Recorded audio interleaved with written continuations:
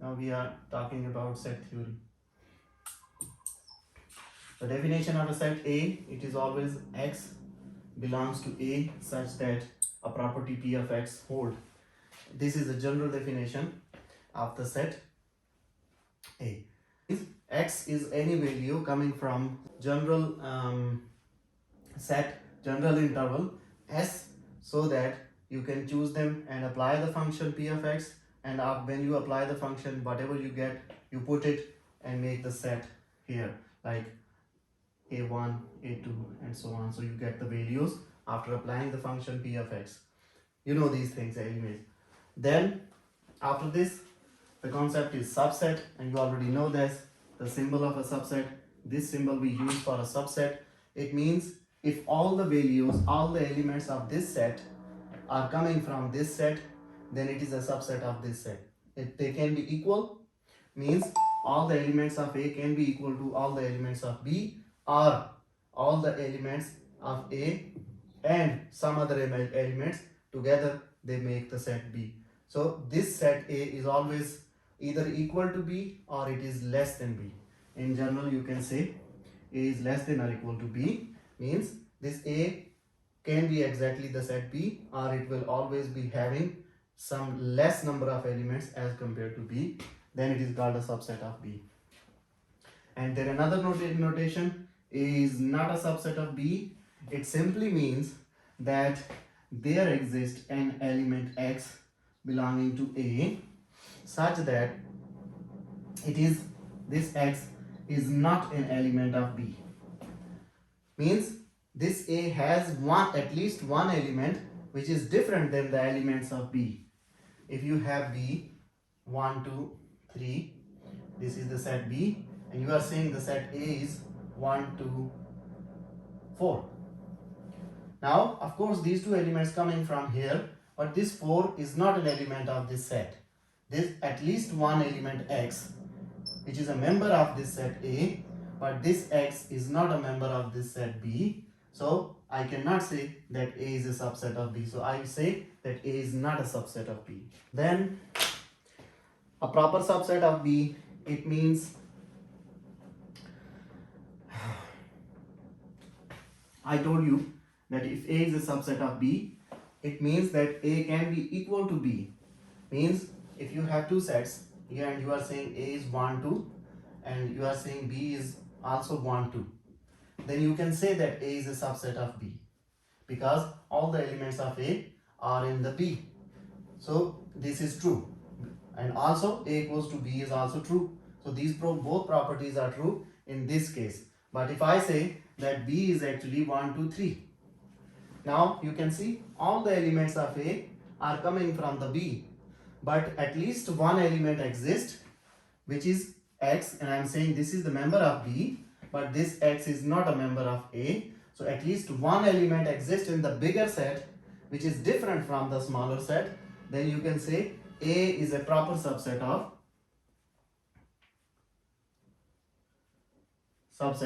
B.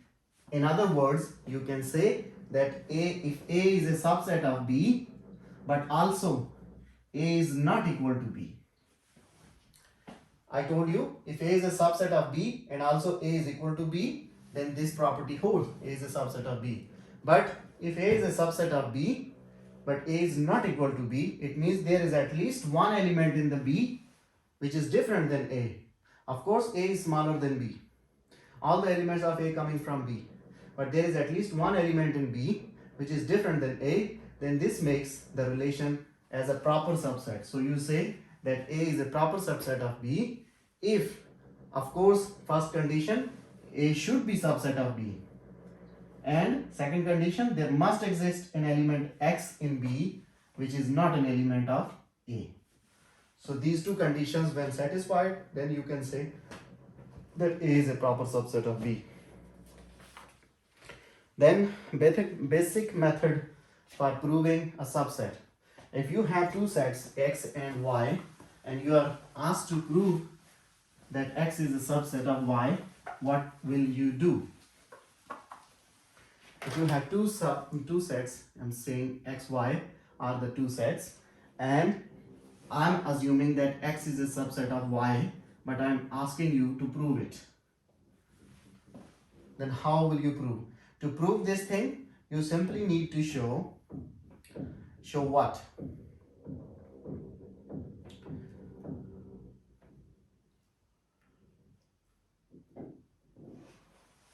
To prove this, if you want to prove that X is a subset of Y, you have to show that if X is the general element of this set X, then X also is an element of Y. If you are saying that there is an element X, it is in X, capital X, but this element does not belong to the other set Y, which is the bigger set, which is the parent, then you cannot say that X is a subset of Y. If, for example, in the family, if you are saying there are two children and you are saying that these are the children of those XY parents, then of course they should have the same DNA. If any one of them is having the different DNA, then that is not a subset. That those children does not belong to the those parents, because there is at least one X quantity, one X DNA which is different in them. So the same is the case here.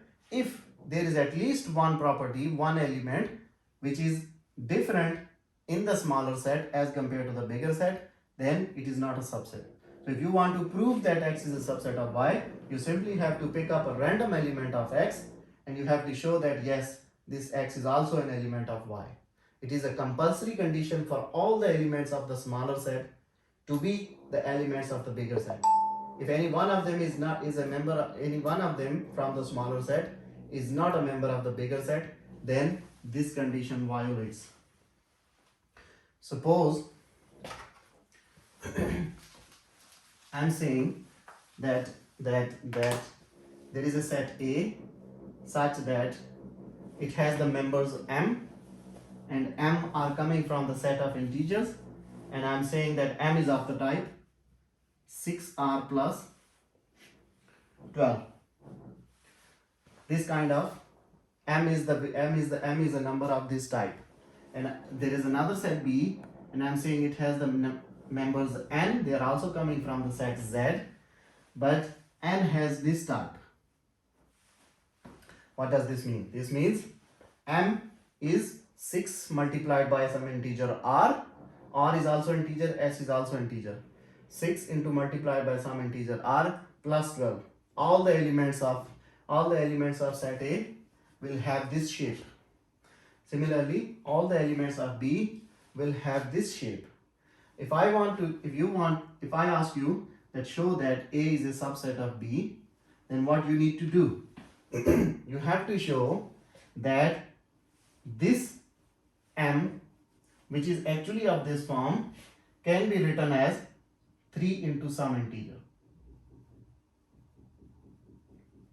If you can successfully convert this relationship into this type, then you can say yes, all the elements of A can be converted into this type. Therefore, all the elements of A are also the elements of B. Therefore, A is a subset of B. From here, you can see that I have written the things in the detail on pages. You can read them. I'm just explaining here. From here, you can see that M is equal to 6R plus 12. If I take 3 as a common, what is left over here? 2R plus 4, right? Now, what is this? I told you R is integer, and if R is integer, then 2 is integer, and multiplication of 2R is also integer. Similarly, 4 is integer, so 2R plus 4 is an integer, and I can say this is some integer S, because I told you that R is also an integer, S is also an integer. So I can write this thing as 3 into some integer S, but actually I started from M and I reached to 3 dot S, which is actually N. And what is the N? N is a member of the set B, and N I'm saying equals to M what does this mean? It means I am simply saying that M is also a member of B. So what happened? I started from a member of A. I said I picked up an element from A, which is M equals to this, and I ended whole thing proving that this whole thing is equal to a member of B. So what actually happened is that an element of A, when I started doing some mathematics, I found that it belongs to B as well. So I can say that A is a subset of B. Now, if I ask you that show me B is a subset of A, then what will you do?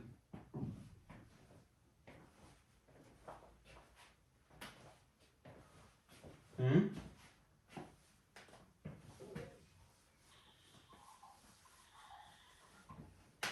3s plus 0. Yes, you will pick up some element n equals to 3s belonging to B, this set, an element from the smaller set, and you will do your mathematics and you have to show that yes, this n equals to some 6r plus 12 type. If you can reach to this, you can say which is an element of A. Then you can say that n, which was actually an element of B, is equal to M, which is an element of A. Therefore, B is a subset of A. But in this case, in this expression, you may not find such kind of relation. So in this case, only A is a subset of B. But you can try. If you can find this relation, then what will happen? This means this can only be possible if R is equal to some ratio of S.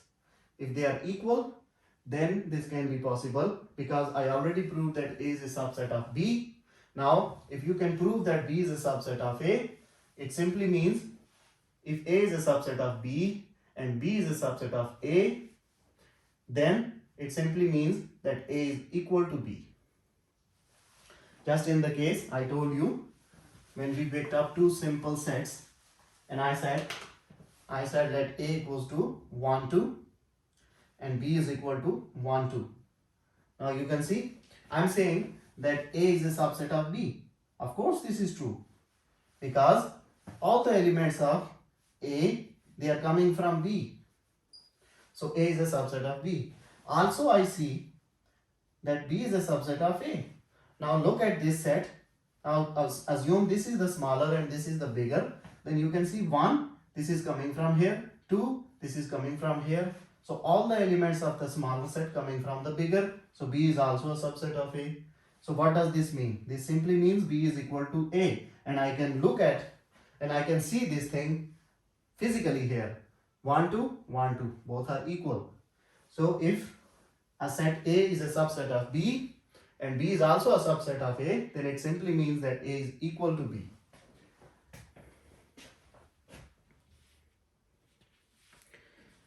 Everything this is realistic. This is a very common sense. But you try to give some kind of logic how these things are happening. So this is all we already discussed some kind of these things in the chapter 1. But at that time we were not familiar with these kind of logics. We were not familiar with number theory. We were not familiar with these properties. We were not familiar how to talk mathematically, how to talk logically. So now the set theory is coming again in front of us, but now we have some knowledge of number theory. Now we can talk about the combination of integers. Now we can talk about the logical arguments. Now we have the mathematical induction. Now we can prove something using mathematical induction. So all these things, initially we started with set theory, but very basic. Now it is again in front of us, but now you have to look at all the aspects using what you have learned during all this logical learning. So you have to justify yourself in that yes, in these 5 chapters, in these 6 chapters or 5 chapters, whatever they are, I am able enough to critically think on the thing and these things and to critically tell that what is the reasoning, what is actually the logical reasoning in some properties.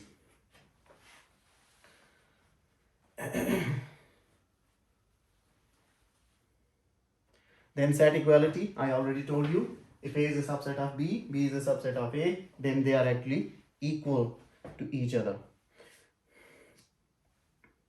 Suppose, now let's try to do this, how they can be equal, how two sets can be equal, to use some logical arguments.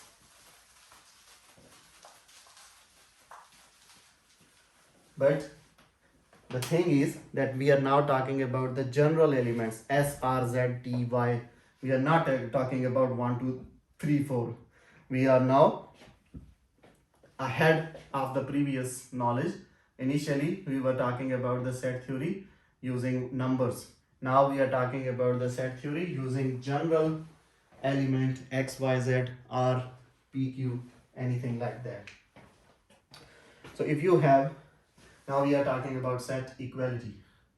I already told you that if A is a subset of B and also B is a subset of A, then it means A is equal to B. So two sets are equal to each other if they follow these two rules. So if I ask you someday that I give you two sets and I ask you that show that they are equal, so you actually have to prove step 1 and step 2 one by one. Now suppose we have a set A and I am saying that A equals to some element M coming from the set of integers, and M is of the type like 2A and A is also integer. Similarly, B is a set of some N coming from the set of integers such that N can be written as 2B minus 2, where B is also an integer. So these are the two sets and these are the shapes of the elements in these sets A and B, right? So the question is, show that A equals to B or not. To show that A equals to B, I told you that you have to prove 1 and prove 2. So to prove 1, I already know how to prove A is a subset of B. Pick up an element of what? If I want to show that A is a subset of B, so which element I will start?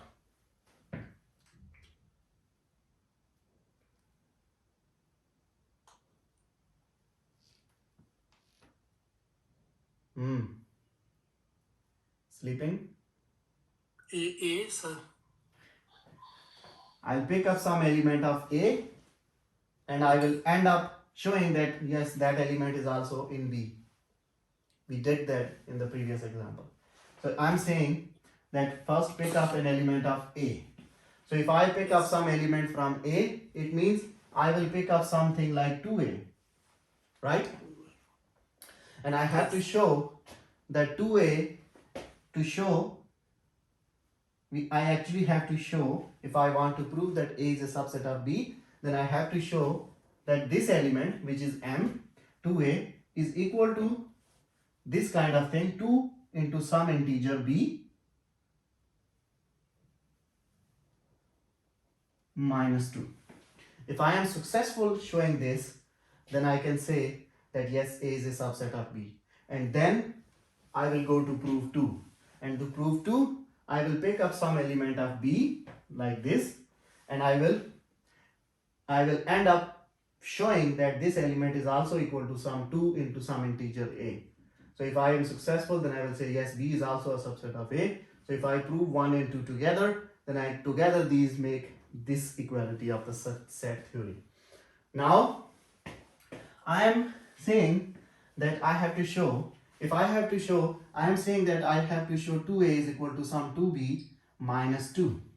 If I put them together one side, then from here if I want to eliminate B, then what can I do?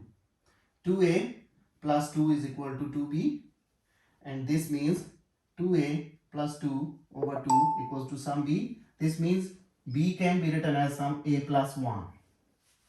Right? I want to show that 2a equals to 2b minus 1. So from here, if I simply try to eliminate b, I am just trying to go towards this thing. So first I have to figure out what is b. Then from this, if I figure out what is b, then I can find this kind of a expression from this. Anyways, so from this equation, I can write this. So it means b is something like the a from this number 2a, the only a plus 1. But I know that 1 is an integer, a is an integer. So 2a plus 1 is also an integer. This means that b is some integer of the type a plus 1. The whole thing is written on the pages, you can read them again. So it means one thing is clear, that b is a some integer of this type. If b is some integer of this type, then I can use this value here again in this expression. If I use the value again in this expression, what does this mean? 2a is equal to 2 into a plus 1, right? What's that? Oh, sorry.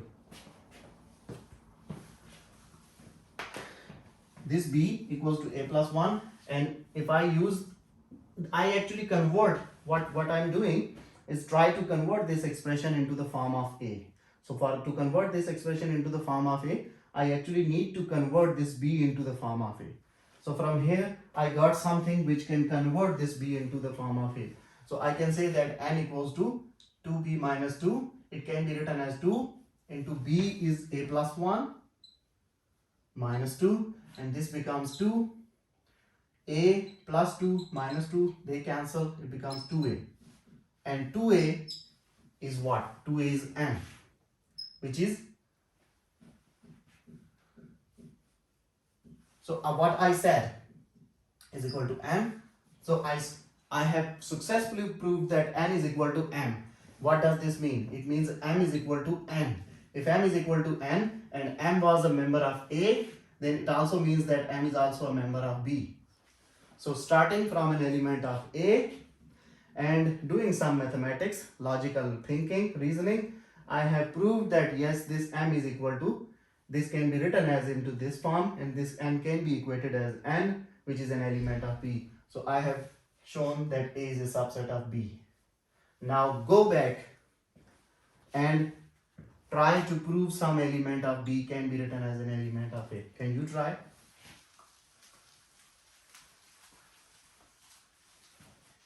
Can you try? Ibtisam? Yes, sir, why not? We can try. Pick up. Let's do it together. Pick up an element of b.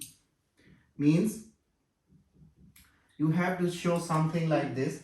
You have to equate this 2b, and you want to write this element something like this, 2 into some integer a. So what is actually you have to do? You have to convert this expression, and you have to convert a into some form of b. So to convert this a into some form of b, from this equality you can find the value of a.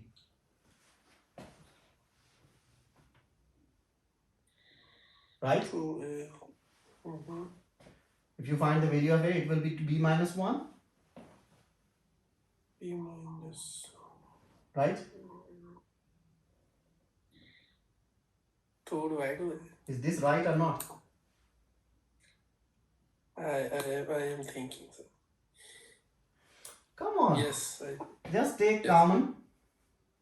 yes, just take This down one and cancel. 2 cancel. A equals to b minus 1. Now switch this value into this expression. It means I can write 2a, which is actually m, is equal to 2 into b minus 1. That is 2b minus 2. And which is 2b minus 2 is what? It is n. So you have shown successfully that n is equal to m. But n was actually the member of b, m is actually the member of a. It means whenever I pick up an element of b, I can end up as an element of a. It simply means that B is also a subset of A. If B is a subset of A and A is a subset of B, so 1 and 2 together give me that A equals to B. Yes. Nothing is difficult. Nothing is rocket science. You just have to play with your mind. That's what the critical thinking, where your mind stops, then the logic starts. And after that, you are successful. Then you also know about the Venn diagrams to display sets in the form of shaded regions on the pages geometrically. These are called the Venn diagram. I'm not taking the break. We will conclude this and we will end the lecture. No break. You are already disappeared, so you don't need any break. Anyways, the Venn diagram is a simple physical shaded region representation of the sets. You already know these things. For example, if you want to show that if A is a subset of B, then I already told that there are two possibilities for A. That A can be exactly equal to B and A can be less than B. If A is exactly equal to B, then of course this is a subset of B. So this simply means A is a subset of B, and this whole region, they actually give you the shaded region of this property. Similarly, if A is less than B, A is smaller than B, there are some more elements in B, then of course the set A will be smaller and the further elements. Now in this diagram, you can see that A is totally inside this, the bigger diagram.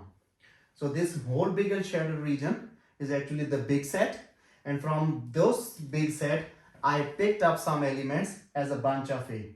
So A is a subset of B. So this is also A is a subset of B. This is also A is a subset of B. Also, A can be somewhere in the middle. It is not always necessary for A to stick some on the boundary. No. Any part of the B you punch out and you say this is the subset of B. If you have a bread in your hand and you just punch some bite from the bread, then that bite is A and the whole bread is actually B. But assuming that the bite is also there on the B, because if you pick up the if you break the bread and you pick up the one bite out of the bread, now you will see okay, if this is the bread and you pick up one bunch from here, now you will see on the bread this part is now naked. This part has nothing, and the smaller part you have here. But actually, in the case of A subset B, you are assuming that this also is there, and you connect them together. Now this is A and this is B. This is the bite and this is the whole bread. But including all together, this makes the shaded region, the Venn diagram for the A subset B. Then there are many operations on the sets. You already know about the union. If you combine all the sets but do not repeat the elements, then it becomes the union of sets. Two sets. You already know basic examples how to do this. A set of all elements that are in at least one of A or B.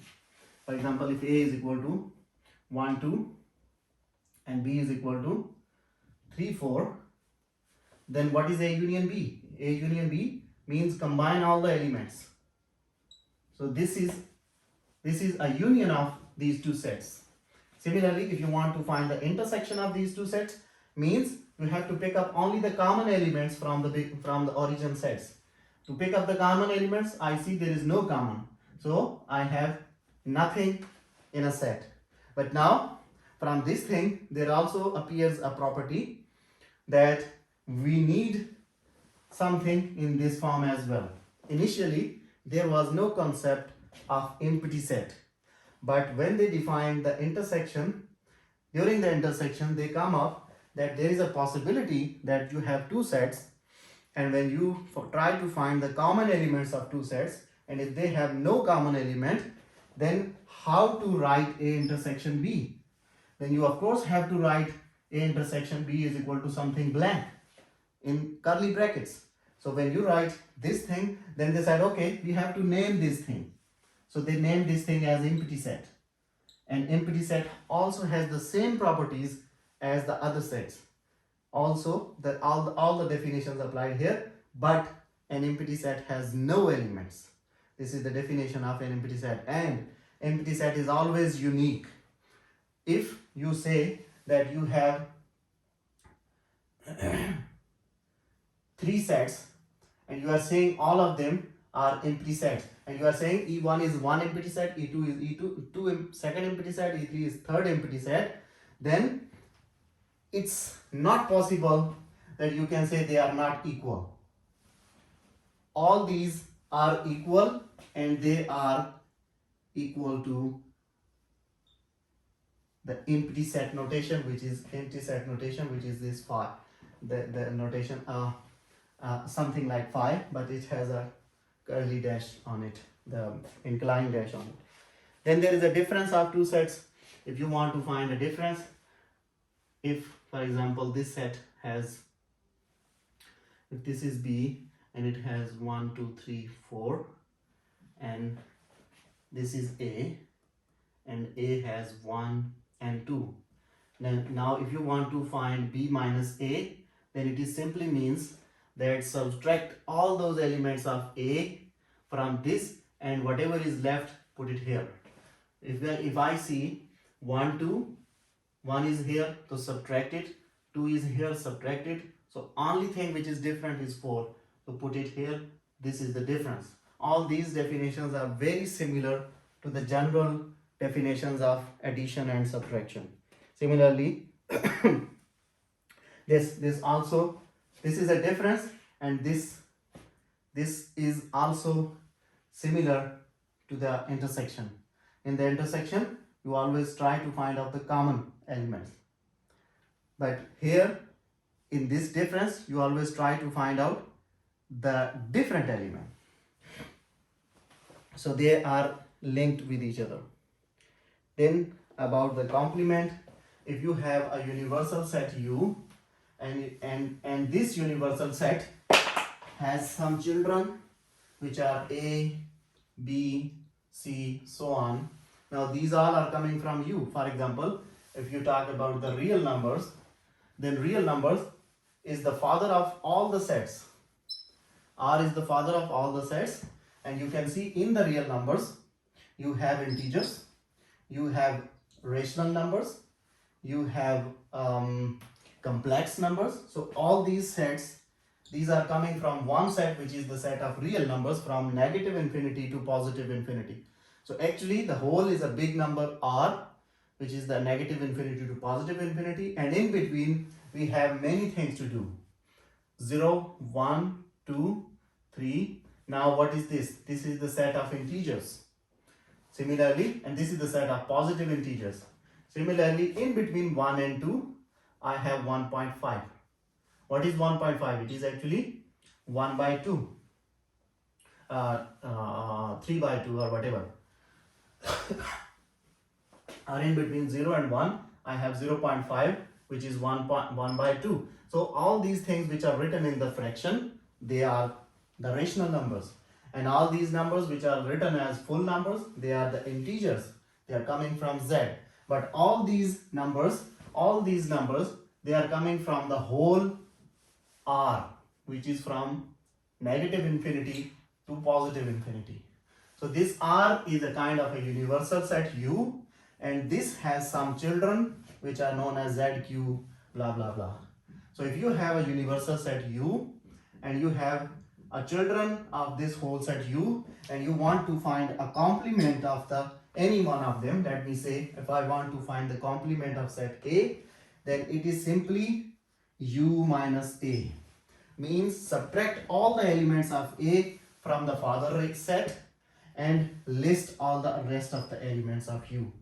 All the elements of A, exclude them, the rest of the elements, the set of the rest of the elements is called the complement of A. And if you go back to the number theory, we said that the double complement always gives you the original number back. So if you have A complement, again complement, then it gives you the A back. Means if you find the complement of A first and then again find the complement of this whole thing following the same formula, the what if it is the AC, then what will be the A double C? It will be U minus AC. Whatever was here, do it, then it will give you back the original set A. So the double complement gives you back the original thing. You already know this from number theory as well. Then empty set, I already told you why it is necessary, because of the intersection of two sets we needed empty set. Partition of set, you can always have a choice to divide set. For example, I told you already, if we have the real number and we always have a choice to divide this real number sets into some other sets. So if they are disjoint, then they are called the partition of the sets. If they are not disjoint, what does disjoint mean? If I am making a partition, if for example you have a room and you want to make the partition, what do? You build a wall in between and you just separate the two parts of the room. So this is a partition. Now if the wall is totally filled up and there is no leakage from one room to another room, then they are called the disjoint rooms, because there is no privacy disturbance between the two rooms, the two separated parts of one room.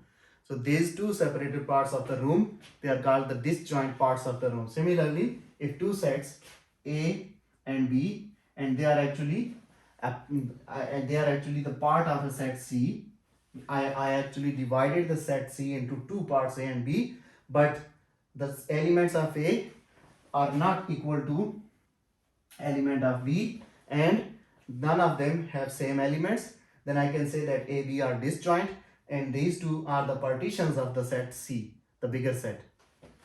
Things written on the pages, read them later. If you have a finite or infinite collection of sets A1 to AN, and these collections are coming from a bigger set A. If I have a bigger set A and I make the partitions of this A, I'm saying that actually my set was A and I made some partitions and I said this is A1, this is A2, this is A3, and the things going on up to infinitely many. But the condition is that A1 is intersection A2, intersection A3 is equal to phi, empty set. None of them has the same elements, they are mutually disjoint. Then this is called the partition of the set A. Then there is another definition which is called the power set. Power set simply means the total number of possible subsets of a set.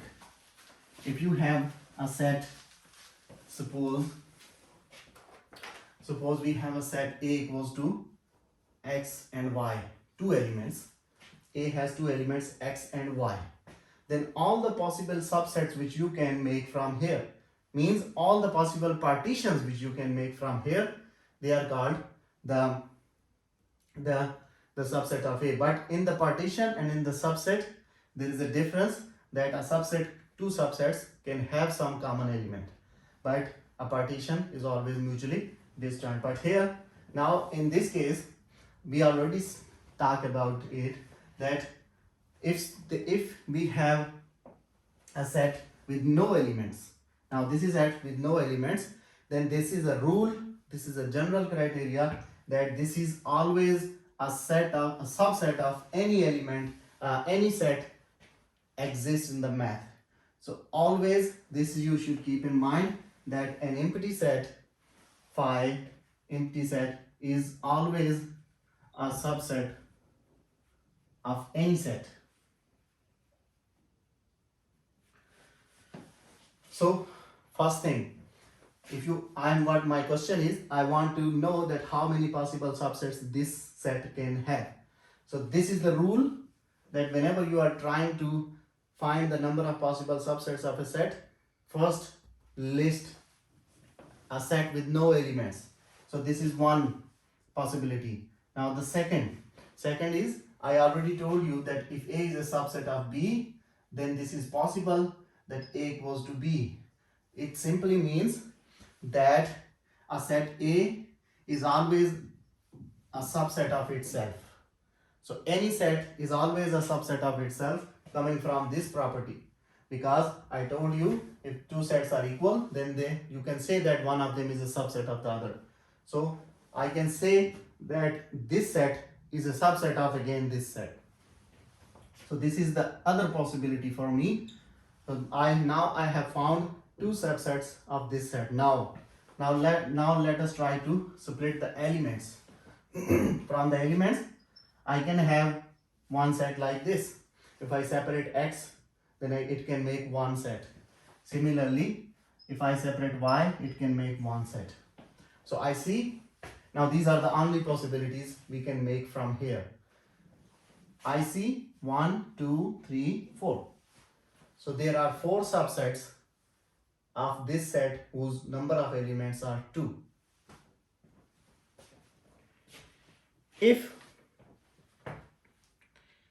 We will prove a formula to find the number of power subsets of this. Now this whole thing in general, if I try to combine these sets together, I will write it as P of A, and P of A is actually a bigger set which contains all the subsets of this set.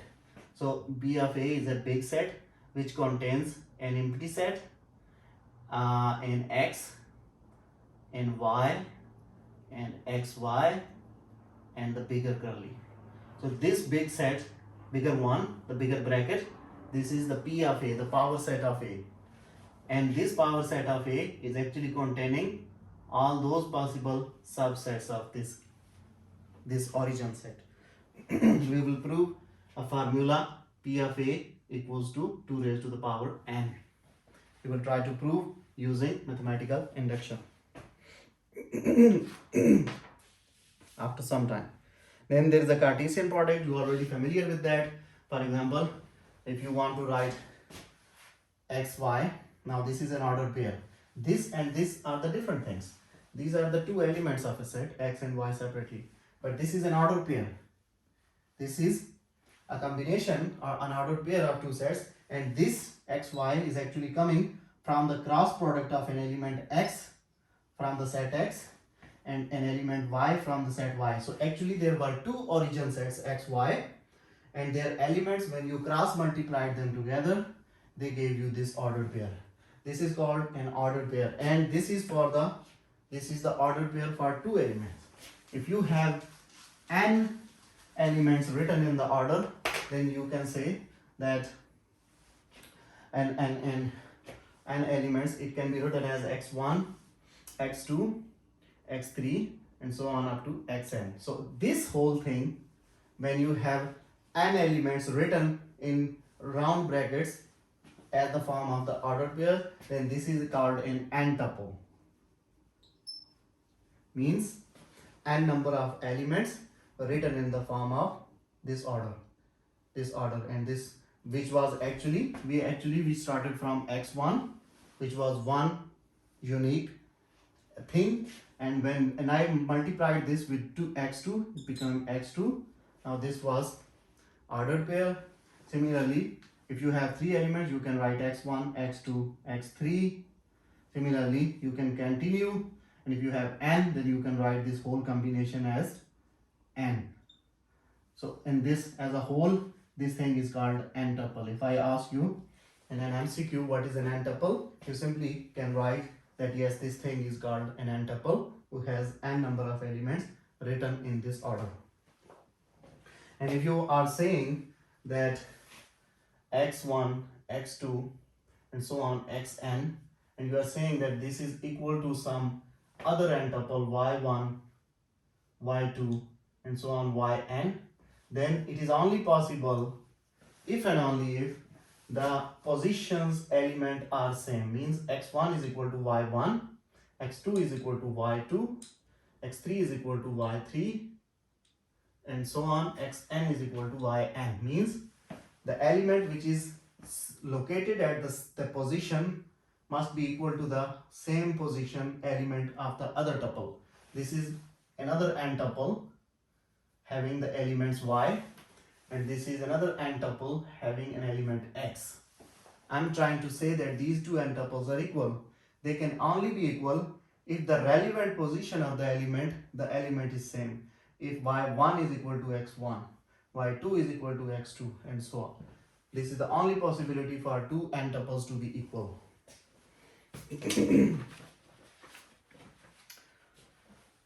Then there are some properties, and they say that if A is if you find A intersection B, then it is always a subset of A and it is always a subset of B. Why? Because what do you do in the intersection? You try to find the common elements from A and B. So of course the common elements of these two will be in both. So you can say that whatever will be here, it will be coming from A and B, and it is common in between them. You can check this for any specific example, keeping any set A equal to some elements and B equals to 1, 2, 4, 9. So you can check this property and you will always see this happening, because you are in the intersection, you are picking up the common elements. So if from here, if you see A intersection B, what is it? A intersection B is 1, 2. Now this 1, 2 is also a subset of this thing, which is A, and this 1, 2 is also a subset of this thing, which is B. So A intersection B is always a subset of the first set, and it is always a subset of the second set. And if you are trying to find the union,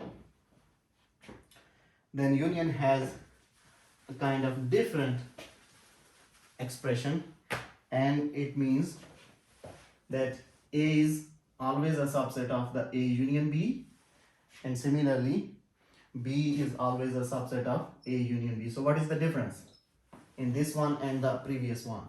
The previous we said A intersection B is a subset of A intersection B is a subset of B.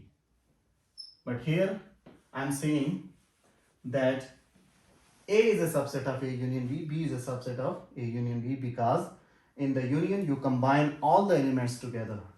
So always when you will combine all the elements, of course the elements of A are also there, the elements of B are also there, so they satisfy the definition of subset. When you pick up the common elements, it means the elements of A intersection B exactly same to the elements of A, and A intersection B is exactly same to the elements of B. So you can check these relationships yourself. You don't need to go for it, but these are the equalities you must know later on. Similarly, there is a transition property, and transition property simply says that if A is a subset of B and B is a subset of C, then what does this mean? It means A is a subset of C. You already know this from the divisibility. If A divides B, B divides C, then A divides C. So all these properties exist everywhere. In the set, the properties exist in the form of subset. If A is a subset of B and B is coming from C, then it means A is also coming from C. There are many set identities. I have written them on the pages. A union B equals to B union A, A union B union C, associative law exists. You can read them. Very simple. Now, one theorem, and this theorem still again some practice of the logical thinking. If there is a theorem, a set with no elements is called a subset of every set. If there is a set, then this is a subset of every set, every other set. Now, we already know many methods to prove the things, and one of them was by proving the contradiction. If I can assume the opposite to it, and I say that if I want to prove this is a theorem, and I want to prove this theorem that every empty set or every set with no elements is a subset of every other set. If I want to prove, I can use the method of contradiction. What does the contradiction mean? I'm using the contradiction. It means I will assume the opposite. I will say yes, there exists a set, suppose E, there exists a set E, which is, I am saying, empty set, such that this E is not a subset of another set A, which is any general set. A is any general set, I don't know about it, but it's not empty, it has some elements. But I'm sure about E, that E is an empty set, but I'm saying that this empty set E, actually it should follow this property, but I'm saying no, it doesn't follow this property, and I'm saying it is not a subset of this. So if it is not a subset of this, then I am actually trying to say that there exists an element X in E, which is not an element of A. Because if I already know the definition of this thing, when I was proving if A is a subset of B, I said there exists an element X in A such that X is an element of B also. And I said if I want to disprove this thing, then I have to find an element X in A such that X is not an element of B. So this is the definition of this property. So I am assuming this property. Then according to this definition, I am saying that there exists an element in this set such that it is not an element of the bigger set. And if I am assuming this thing, what does this mean? This is a contradiction. This simply means that E is not an empty set.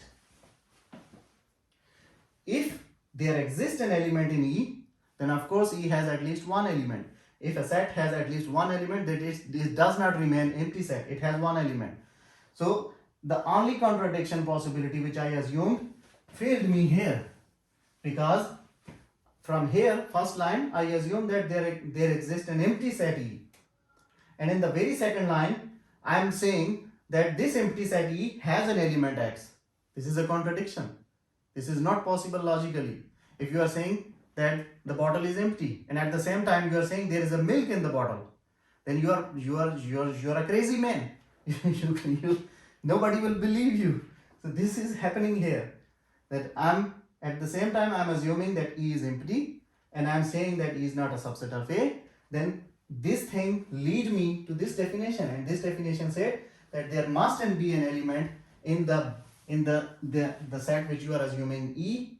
There must exist an element which is not the element of the father set.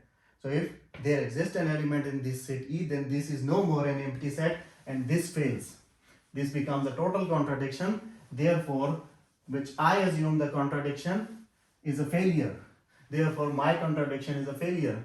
So I can say yes, this guy is right, I am wrong. So if there is an empty set, then it is a subset of every other set. So everything you are dealing with is just logical manipulation of your mind, nothing else.